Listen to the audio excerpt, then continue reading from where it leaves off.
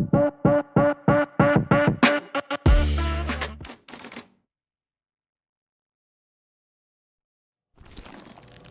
will answer my questions as usual. 1 for yes, 2 for no. Do you understand? Do you believe in extraterrestrial life? Are you currently restrained? Are you married?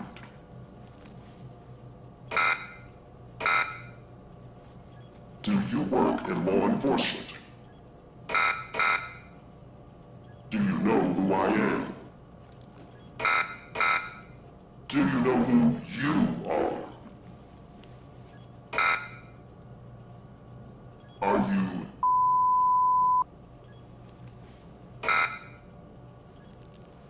Good. He's ready.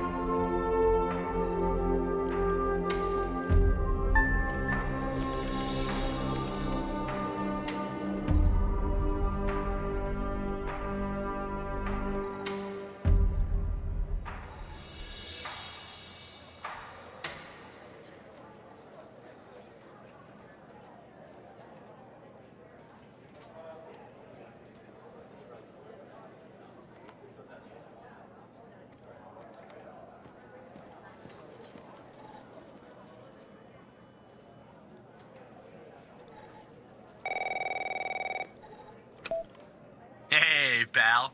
How you holding up? Get all that booze out of you? What? You seriously don't remember? You wanted to celebrate your new job, and I quote, ahem, properly. Well, I'm happy you're here. You and me at the FDI together. It's really great. But I gotta tell you something. When we're on the job, I can't treat you differently than anybody else. You understand, right? Good. Well, I'd better run. The FDI can't run itself now, can it? Good luck with your first day, all right?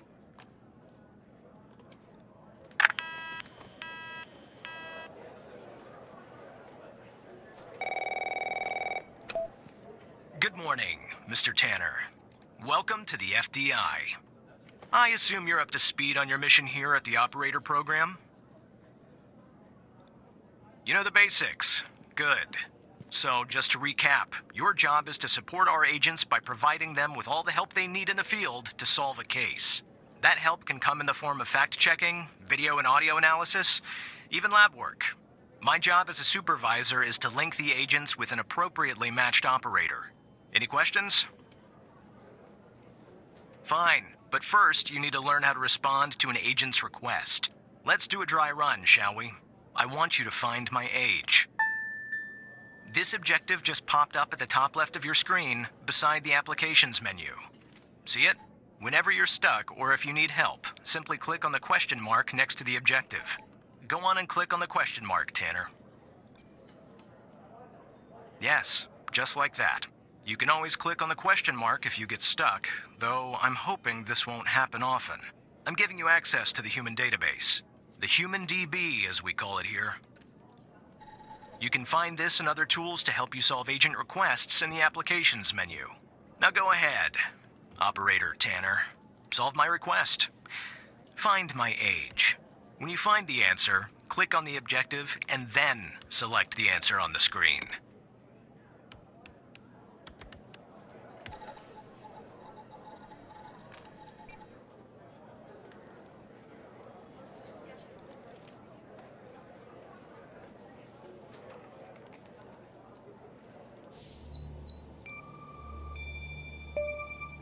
Right. Like that, Tanner. I'll let you get settled in. And I'll contact you later with your first real request.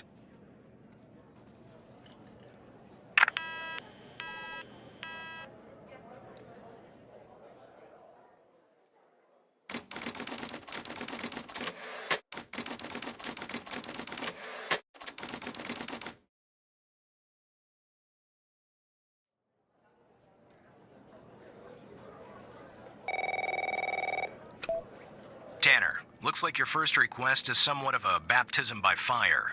I have an agent working a homicide. It's her first case, too. Not ideal, but consider this a learning experience. I'll be monitoring you in the background. I'm patching the agent through now.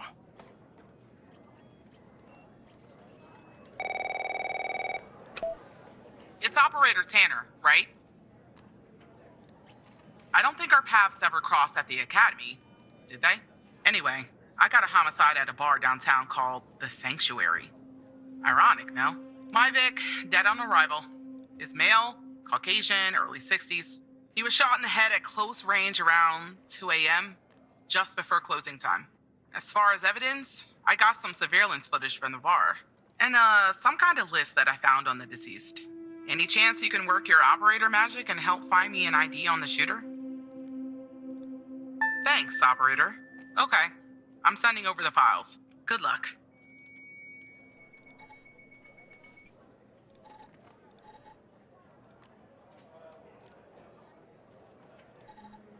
That's the list I found on the victim. It's pretty long, and to be honest, I got no idea who any of those people are. The bizarre thing is, that name at the bottom, it wasn't redacted when I bagged it, but I think it's irrelevant to our shooting here.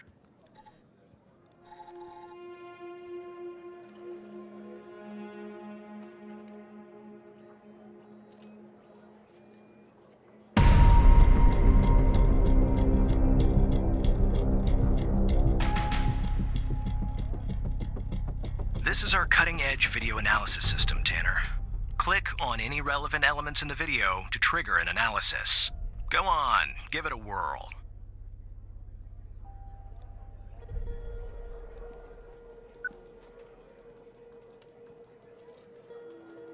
Just like with the video, you can click on a photo for further analysis.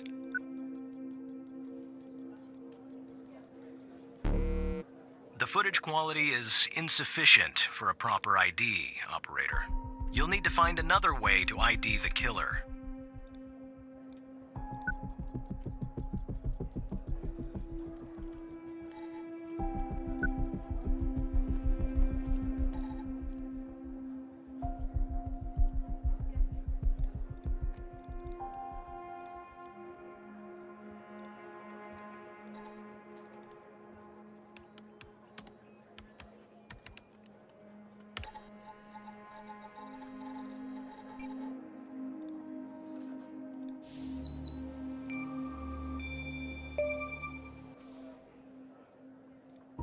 Nice. Now we know the perp's name. You got something for Wells' address? Because I'll take it if you do.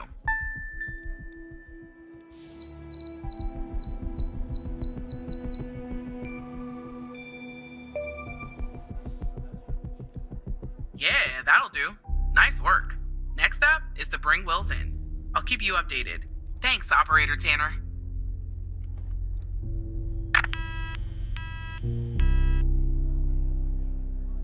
Not bad, Tanner. Not great, but not bad either. I'll contact you later with your next request. No need to worry, operator. You'll improve with time.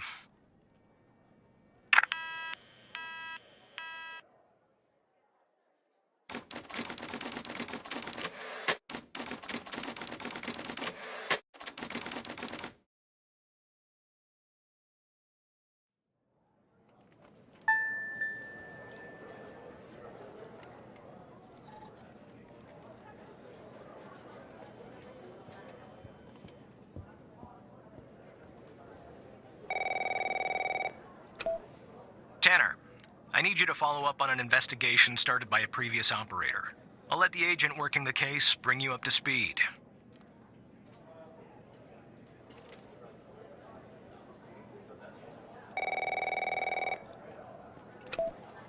Oh, please. Tell me you got something.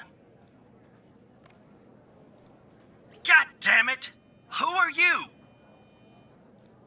Great. Every goddamn time we get a new operator, it takes me twice as long. I got a life outside the FDI, you know? Interest, hobbies, full-blooded passions. I don't have time for this. I got a missing persons case out here in Dryfield, Nevada. Connie Moore's her name. I canvassed the area, talked to the locals. I can't believe I'm saying this, but everyone thinks she was abducted by aliens.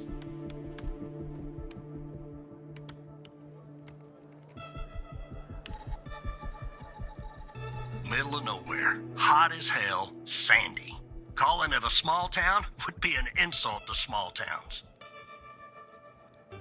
Look, I think it's bonkers, too.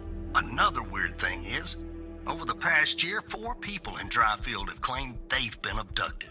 And every single time they reappeared somewhere in the middle of the desert out here about a month later. Connie's story's the same. She was. Popped back up yesterday. Collected her testimony myself. She had a camera on her. Naturally, I'd like to look at the photos. But to do that, I gotta go through you, an operator.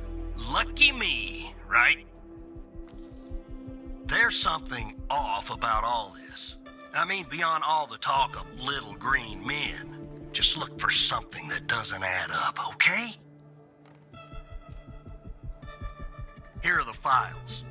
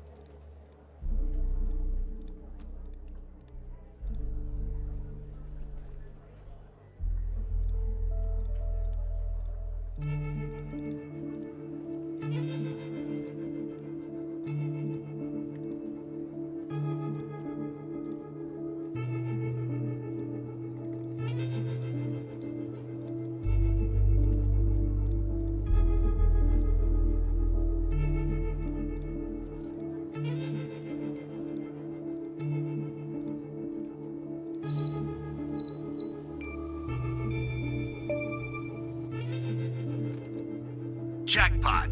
Connie said she took that photo the day she disappeared. Clearly, she didn't. Maybe the aliens did funny things to her brain. Maybe her brain was funny to begin with. Do me a favor. Locate the position on the map where she supposedly snapped this photograph.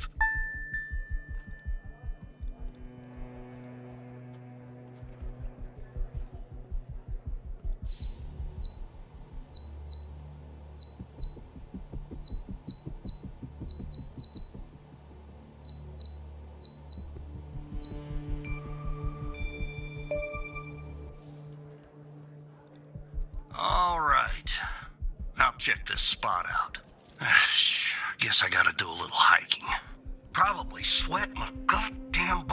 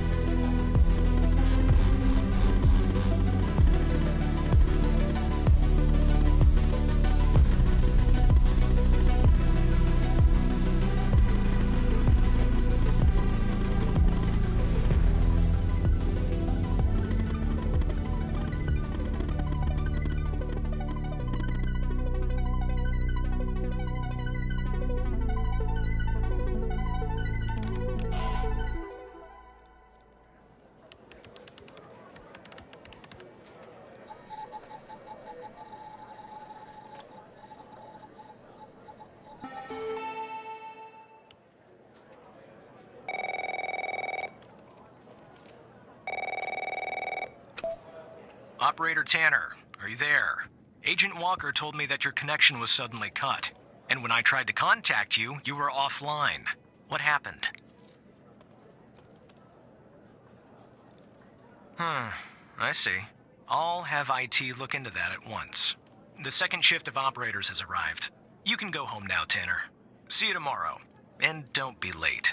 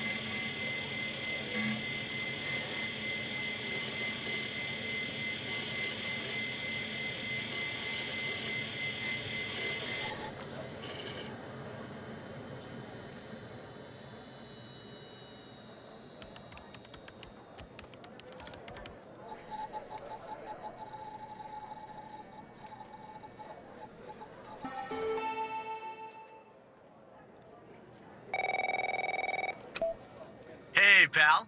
So, tell me, how'd day number 1 at the FDI go? Everything you had hoped for? Yeah, well, I wouldn't worry about him. Xavier doesn't even like his own mother. To be honest, no, I probably shouldn't say anything. Well, between you and me, we're thinking of making a change at the supervisor position. You know, Evan, if you play your cards right, maybe, just maybe. Sorry, buddy. My phone's ringing off the hook here. I gotta run. But hey, great job. And, just keep plugging away, okay? I'm proud of you, Evan.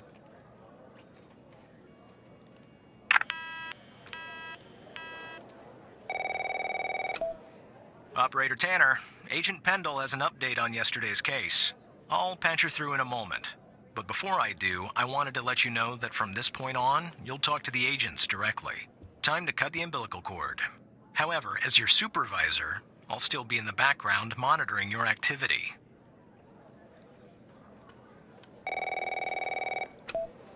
Good morning, Operator Tanner. So you remember Ray Wells, right? So I checked out the address you gave me, but no sign of Wells. Then I get a call from Vice, and guess what? Wells was found dead in a downtown parking garage early this morning. Shot. Point blank range. Now I'm working 2 homicides, and it's my first week. Welcome to the FDI, Alexandra. Anyway, the garage has cameras, and I got some footage of Wells. That's the good news. The bad news? I don't have all the footage. Sort of weird, but part of it is missing. I don't know. Looks that way, doesn't it? I don't put much stock into conspiracies, but the timing is definitely suspicious. Anyway, think you could take a look? I'm looking for anything that's different between the first and second half of the surveillance footage. Apart from Wells ending up dead and the blood splatter on the pillar, sorry for the vivid details.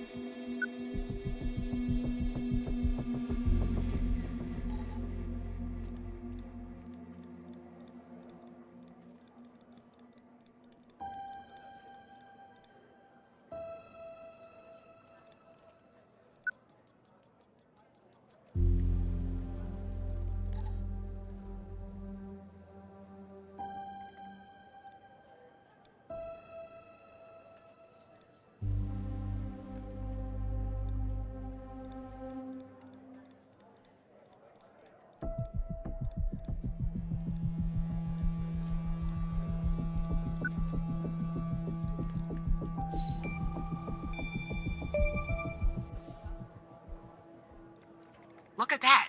Give me a sec, operator. I'm gonna check this out.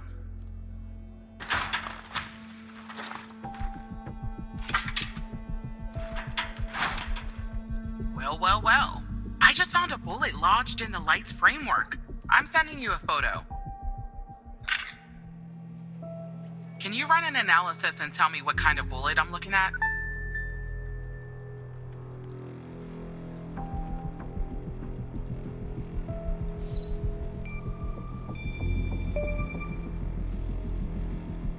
.45 caliber? I believe that's what the military and police use. Well, that's something anyway. Thanks for your help, operator. Appreciate it. If only we had all of the footage. Anyway, I should get back to the scene. Keep digging and see if you can find anything else about our perp.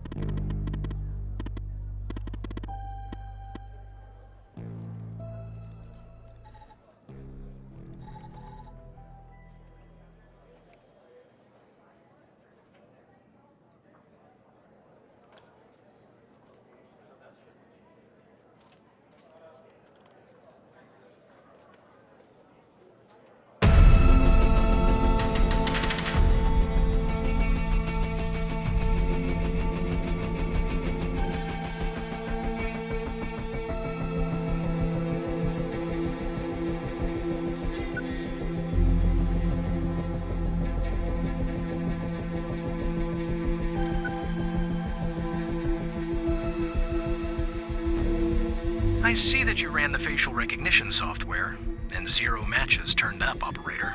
That's unusual. In fact, it shouldn't even be possible. Our FDI databases are exhaustive. I'll flag this issue for later, but go ahead and share the image with Agent Pendle.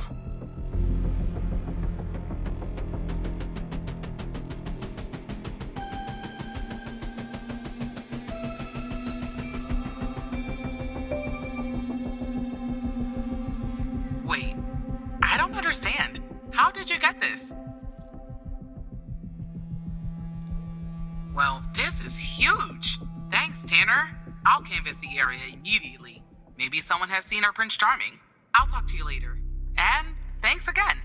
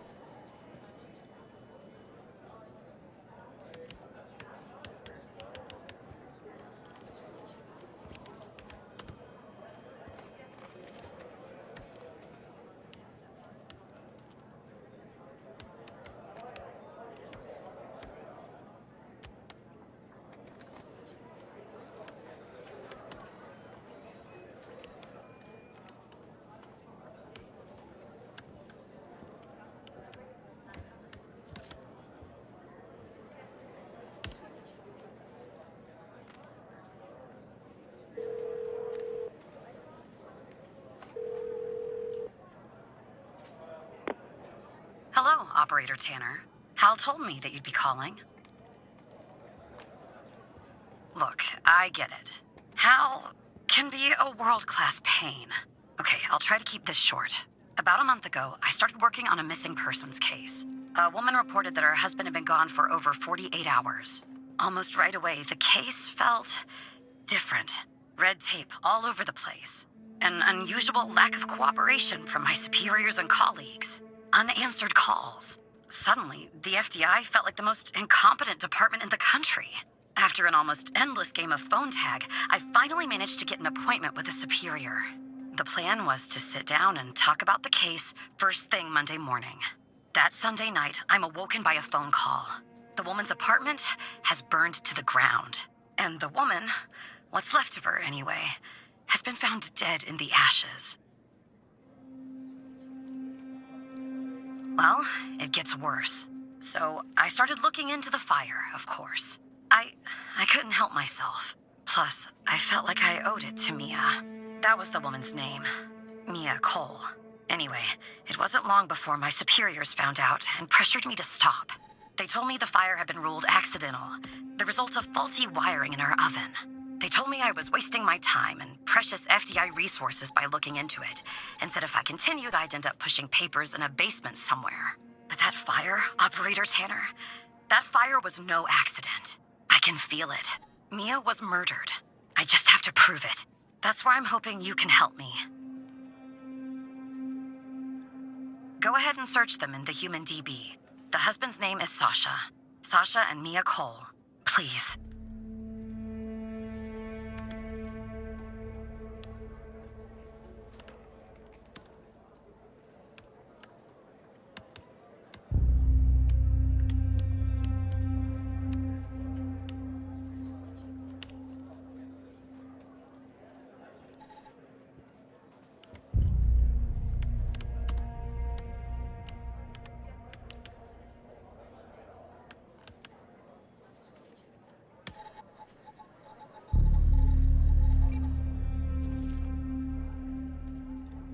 Just another coincidence, right? Look, I don't know why, but someone doesn't want us looking into Sasha and Mia Cole. But we have to, Operator Tanner. It's our job. Who's going to do it if we don't? Can you help me find proof Mia's fire wasn't an accident? You'll take a look then? Oh, thank you. As far as how to access the case files, that's not really my area of expertise. But you can ask Hal.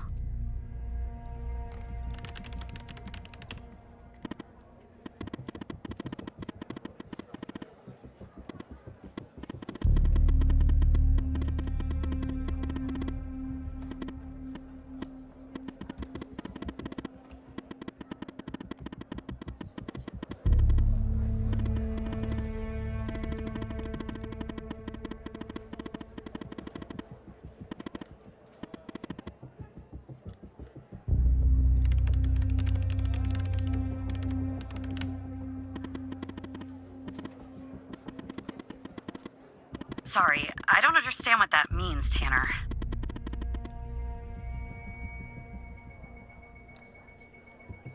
Despite being, well, a thorn in the side, you have to admit Hal gets results.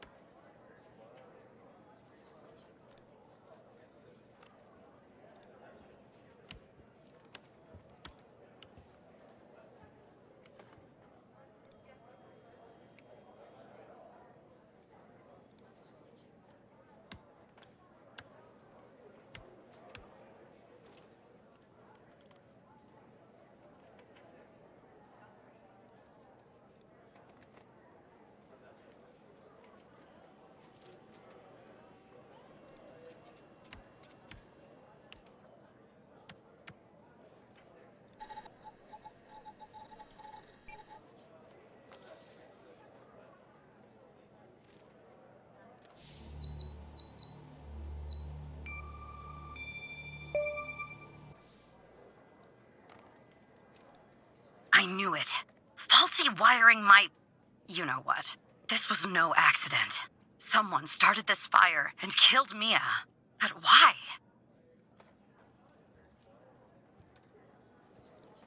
Maybe I'll end up at a desk in a dark basement somewhere, but I'm going to keep digging into this. It matters to me.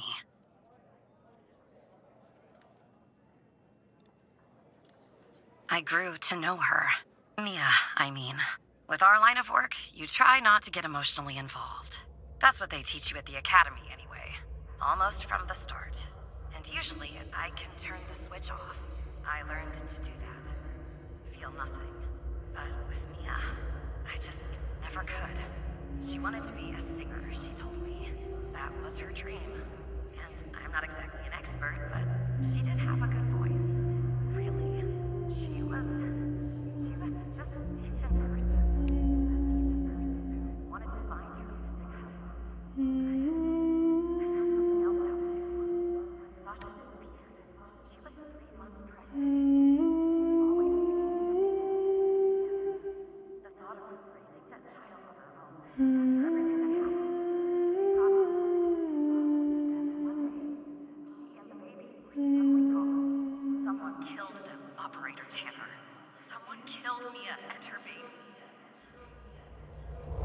Are you still there?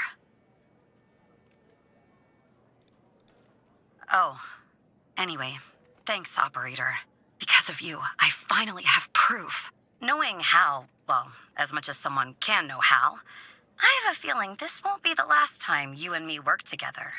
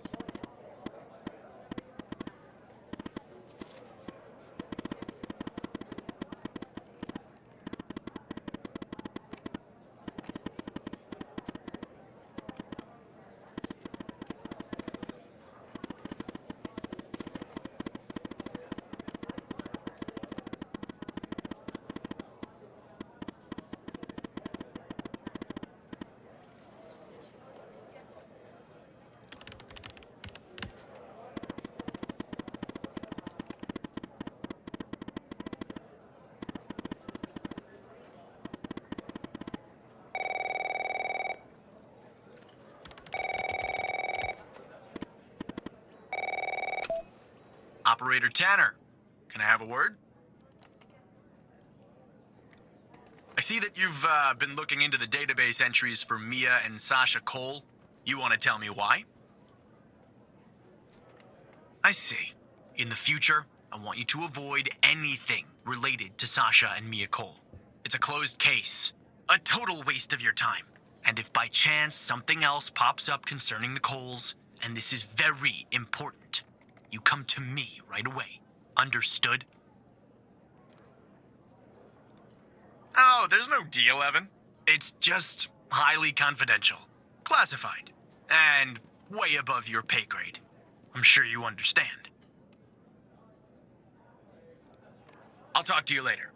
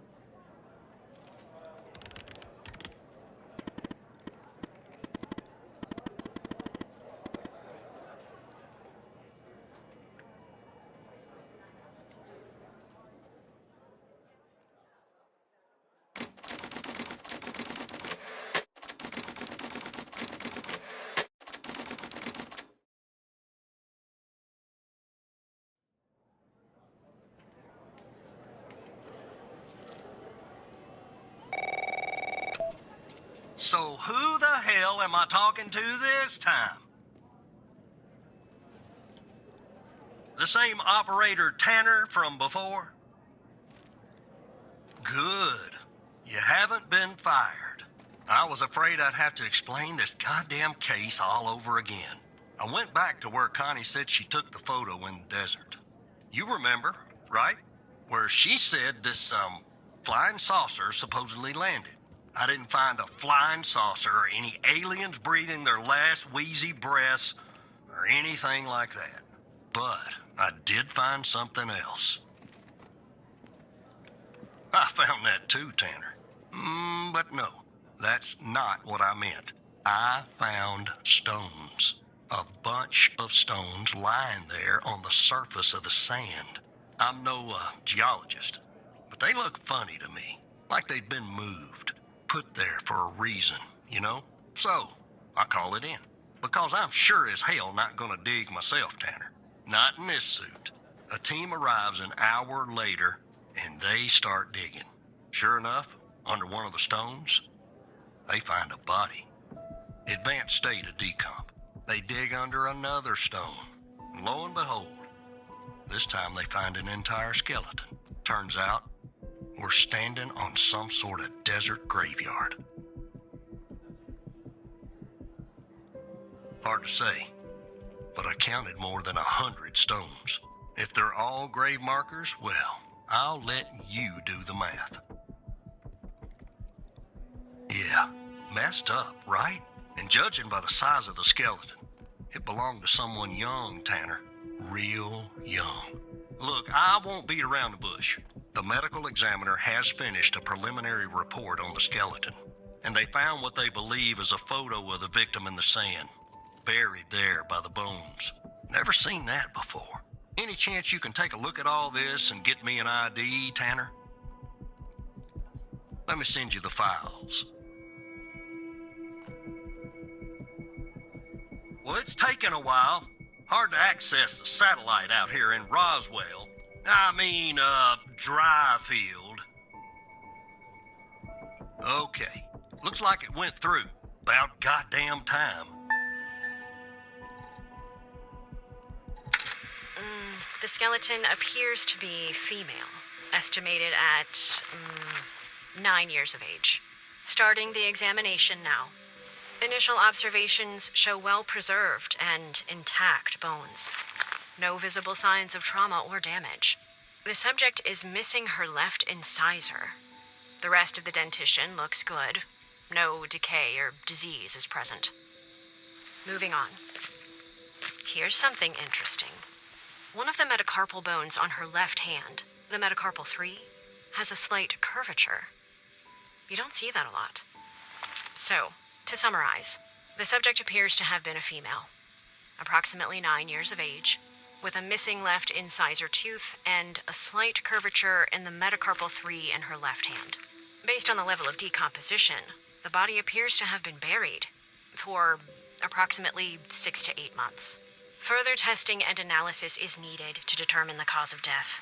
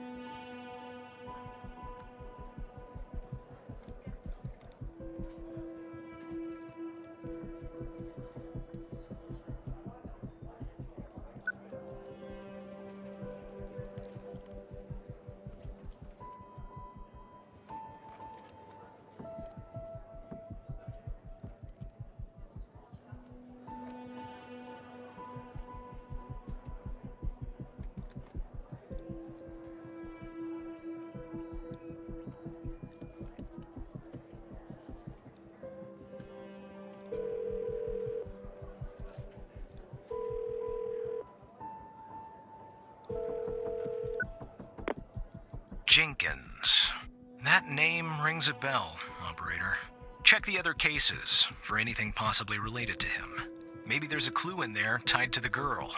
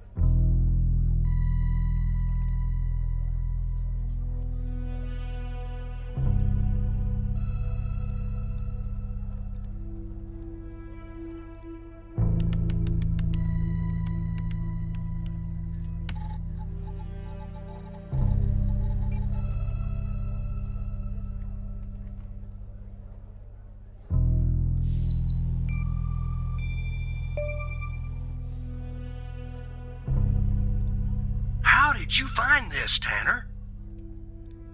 Just when you think this case can't get any weirder, that's exactly what it does. But I need concrete proof it's her. Got anything else in your bag of tricks?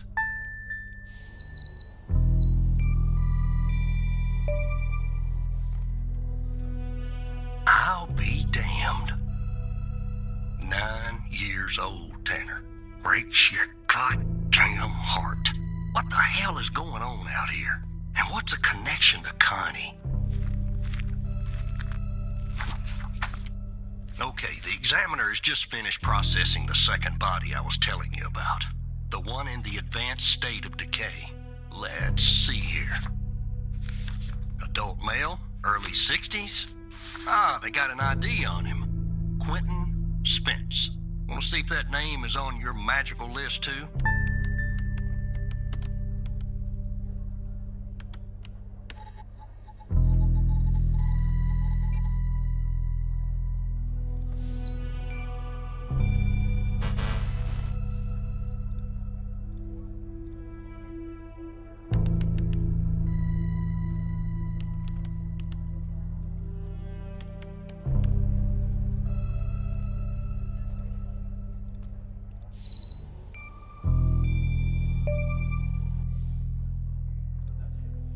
So there's definitely a link. I see some of the names have been crossed out. Can you figure out what that business means?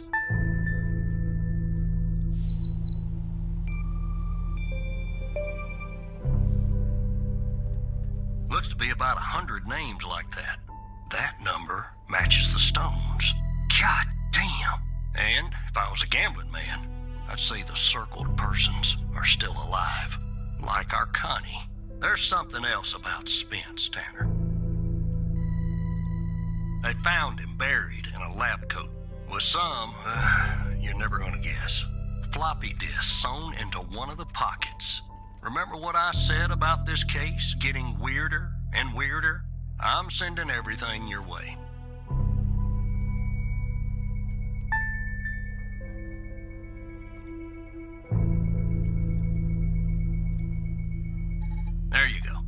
the second disk password protected.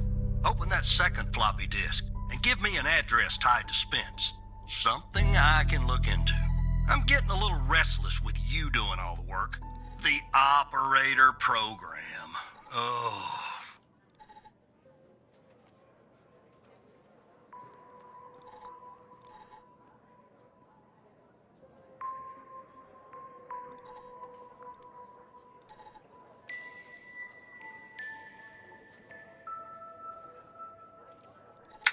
Autopsy report of a male, approximately late 50s, early 60s. Initial observations show no sign of trauma or blunt force injury, similar to the first remains found. The decedent appears to be wearing some kind of lab coat. Starting the external examination now. Excellent dentition. The decedent is wearing some kind of badge. Let me put this to the side. Abdomen seems healthy, with no signs of trauma or injuries. The lab coat seems to contain a hidden pocket. There's something inside. It's sewn shut. I'll open this with my scalpel. There. There appear to be 2 floppy disks inside the pocket. Strange. In my estimate, the body has been buried for approximately 2 to 3 months, based on the level of decomposition. At this point, the cause of death is uncertain. Further testing and analysis is needed, including toxicology reports, before I can provide a conclusive determination.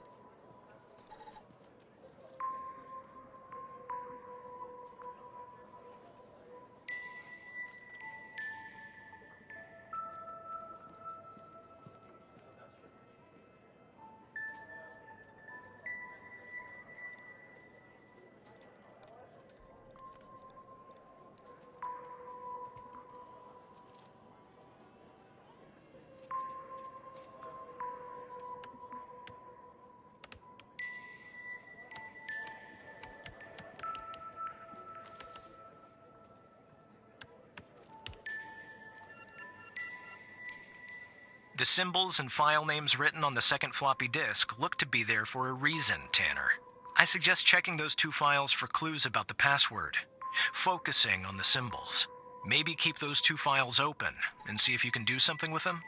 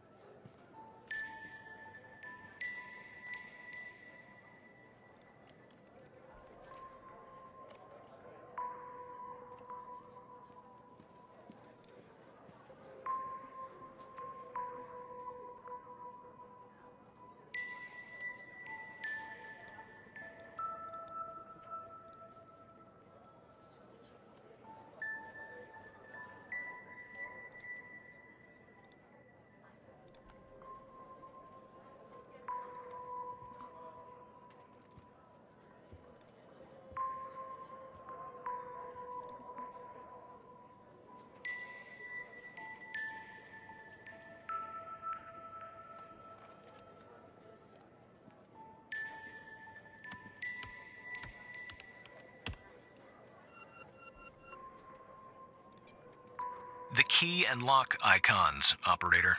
They must be important. I suggest you combine them to reproduce the schematics on the second floppy disk. My hunch is that the content is not very important. Just the part with the icons in the two files mentioned, FMP 1138 and Res 2.